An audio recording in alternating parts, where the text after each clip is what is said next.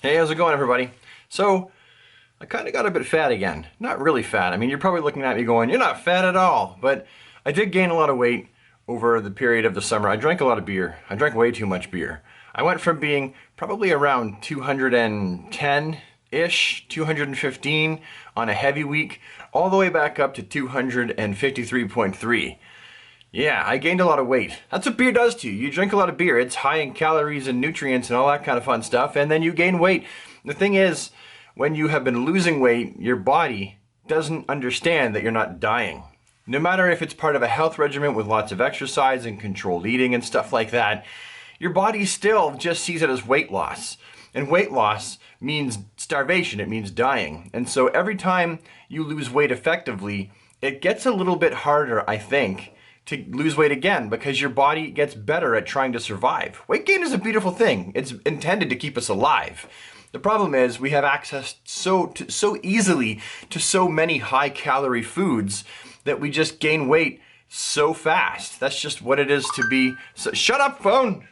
Geez, some things never change, do they? Do not disturb. Anyhow, so I've been working away at that, trying to lose that weight again and exercising and controlling my eating again. And number one is just drinking a lot less beer, which is sad for me because I've always really enjoyed beer, but it was probably over the course of about a year and a half, I really got back into beer, which sounds really strange. It just sounds like something an alcoholic would say, but I got into beer again because there's so many different flavors out there. And if you just stick with the flavor of beer that you like, then you never experiment, you never try anything new. You just stick with, for example, the domestics like Canadian or Labatt or Bud Light or something like that, and you never try anything else. I drink Coors regularly, but when I want to be fancy, I drink Coors Banquet. Like, none of those are actually really good beers by comparison to what you could be drinking. There's so many different flavors out there. And that's not including the IPAs, which I think are disgusting. If I want a beer that tastes like grapefruit, I'll just eat grapefruit and drink beer. Or I'll pour beer in my grapefruit and eat it. I don't want beer that tastes like grapefruit. Anyway, so I haven't left YouTube. We're still here, we're still alive, we're still doing the YouTube thing. At least I am. The kids don't really appear on YouTube very much anymore just because there's no place for them to appear. And then really, if we want to have our kids appear on YouTube, then we have to tell YouTube, oh, there's kids in this video. And then there's that whole COPPA thing where do we say that the video is for kids, intended for kids, or not? And do we just restrict the video to 18? If we restrict the video to 18 years and up, then we get garbage. We make no money off of it and get zero promotion. And if we say there's kids in the videos and that it's intended for a child audience, then we get garbage promotion and make no money off the videos. And it's just a real big pain in the butt. Nobody sees your content if there's kids in it anymore. And that's really frustrating because YouTube, let's face it, got really rich off the backs of children watching their content. Even though the age was 13 and up, they still always knew that kids were watching it because how many toy companies bought ads on YouTube targeted during videos that were absolutely made for a child audience? But yeah, aside from that, the reason why there's been no videos on the vlog channel is because we sold both of our G7Xs because I've already explained this, right? The G7X just pissed me off a lot. It was a camera that did a lot of really great things, but where it fell short, it really fell short.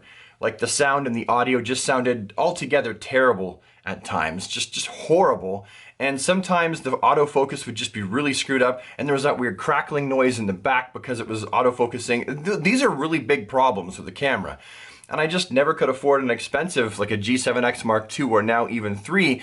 And this camera that you're seeing me right now talk on, I'm in front of a big window with a lot of light in front of me, and it does not handle in-the-house shading very well at all. It slows down the frame rate and gets all choppy and gets all grainy no matter what setting I have it on. It is not a good vlogging camera. I know at one point I thought maybe it would be. Do not buy this camera as a vlogging camera. Unless you're going to be outside in good light all the time, because it's garbage. Anywho, I do have an idea for another channel, something else I'd like to do. I've got a few different ideas.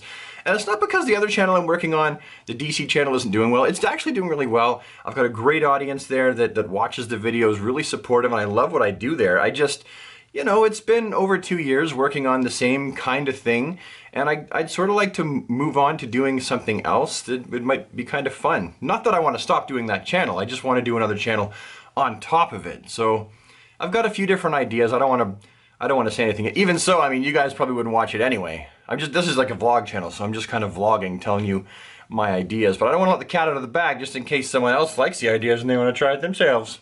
And as to the fact that we did record a whole bunch of summer vacation footage that never came out, it never came out because I got really busy, didn't have the time to edit the videos. That was number one, because the DC channel really required a lot of my attention, so that was it. And by the time I did have the time to edit them, it was like no one wants to see the summer vacation 2 or even 3 months after it's happened. No one cares that much. I'm sure that Mary and Candace, who we were vacationing with, it was a staycation for Candace, but a vacation for Mary's family and myself, I'm sure they would have watched the videos, but no one really is going to care, and they were kind of irrelevant at this point. You got to release summer vacation videos during the summer so people can see what you're doing and kind of go, ooh, cool, it's summertime. And then secondarily, I bought a Google Pixel phone to try and record a lot of the summer vacation on, and it sucked with its video recording capabilities. Like, it just really didn't look good at 1080p, like not good at all. I have to set it to 4K for the video to even look reasonable. So I just wasn't happy with the footage. It never came out, and really, I mean, what do you expect? This is the Vloginsons channel where we used to upload all the time, and now we upload almost never. But really, family vlogging, unless you're a channel that's really, really big, it's pretty much dead anyway. Like, nobody, I mean, people that were getting great views are still, they're getting garbage views now because vlogging is so yesterday, and almost no one cares unless you're like J-House Vlogs or Shaytards, and even the Shaytards, when they upload, which is almost never because of all the drama in their family, even they don't get the same views that they used to get. Anyway, the camera battery's going to die really soon, so I guess that's the update. Thanks for watching, everybody, and I will see you next time. Bye-bye.